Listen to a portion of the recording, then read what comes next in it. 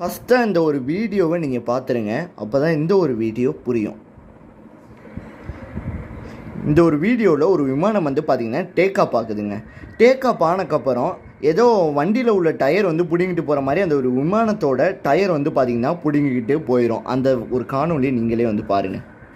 இந்த ஒரு விமானம் பார்த்திங்கன்னா இப்போ டேக் ஆஃப் ஆகிக்கிட்டு இருக்குது. இந்த ஒரு விஷயம் இட்டாலியில் நடக்குது. சவுண்டு பார்த்திங்கன்னா ஃபுல்லாக தான் இருக்குது.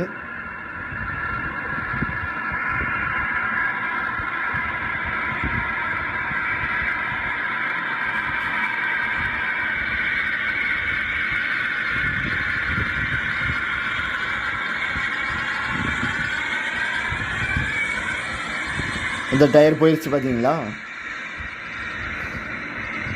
அந்த ஒரு டயர் பார்த்தீங்கன்னா காட்டுக்குள்ளே பார்த்தீங்கன்னா விழுந்துருச்சு. இப்போ என்ன நடந்துச்சுன்றத முழுமையாக பார்த்தீங்கன்னா உங்களுக்கு நான் சொல்கிறேன்.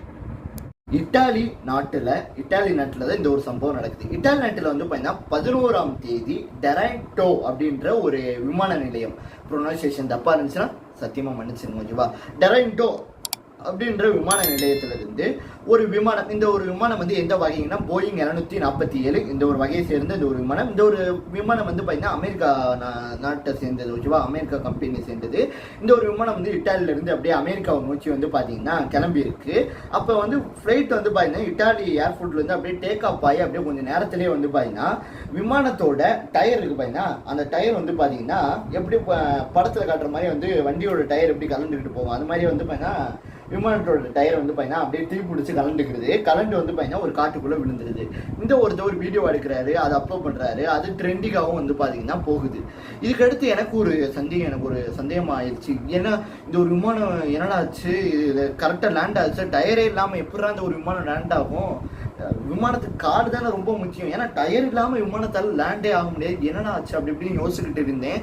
ஐயோ அந்த விமானத்தில் உள்ள மக்கள்லாம் போச்சு அப்படின்னு யோசிச்சுக்கிட்டு இருந்தேன். அப்போ ஒரு தகவல் பார்த்தீங்கன்னா எனக்கு கிடைச்சிச்சு. அந்த தகவல்களை உங்களுக்கு சொல்கிறேன். ரொம்பவே சுவாரஸ்யமாக இருந்துச்சு, எனக்கு புதுசாக இருந்துச்சு கேட்கும் போது. ஒரு விமானம் பார்த்தீங்கன்னா டேக் ஆஃப் ஆகும்போது அதோட டயர் பார்த்தீங்கன்னா கலண்டுருச்சுன்னு வச்சுக்கோங்களேன்.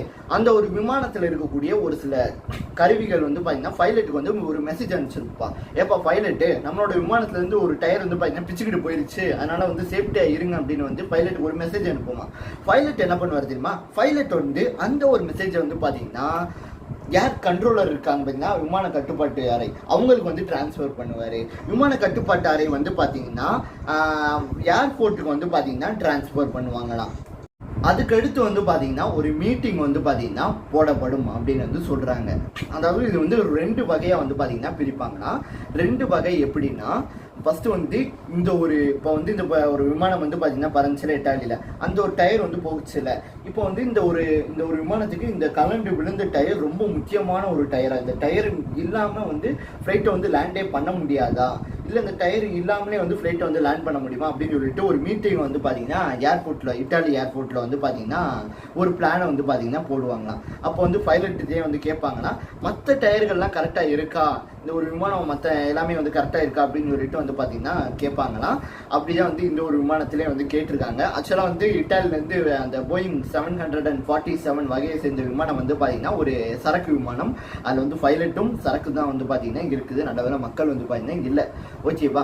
சரி, அதுக்கடுத்து கேட்டக்கப்புறம் என்ன பண்ணிட்டாங்கன்னா, அந்த ஒரு விமானத்தை பார்த்தீங்கன்னா அமெரிக்காவோட தெற்கு கரோலினா அப்படின்ற பகுதியை சேர்ந்த அந்த ஒரு சைடில் உள்ள ஏர்போர்ட்டுக்கு பார்த்தீங்கன்னா பறந்து போக சொல்லிட்டாங்க.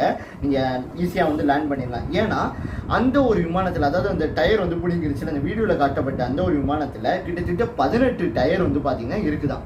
ஒரு டயர் போயிட்டாலும் மற்ற டயர்களை வச்சு இந்த ஒரு விமானத்தை ஈஸியாக லேண்ட் பண்ண முடியும் அப்படின்னு சொல்கிறாங்க. அது மட்டும் இல்லாமல் இன்னொரு விஷயம் சொல்லணும்னா, ஒரு விமானத்தோட அந்த விமானத்தில் இருக்கக்கூடிய ஒரு டயரோட கிலோ மட்டும் 100 கிலோ பார்த்தீங்கன்னா இருக்கும் அப்படின்னு சொல்கிறாங்க. 4 அடி பார்த்தீங்கன்னா இருக்கும் அப்படின்னு சொல்கிறாங்க. 100 கிலோனா பார்த்துக்கோங்க ஓகேவா, அந்த ஒரு டயரோட கிலோ ஓகேவா.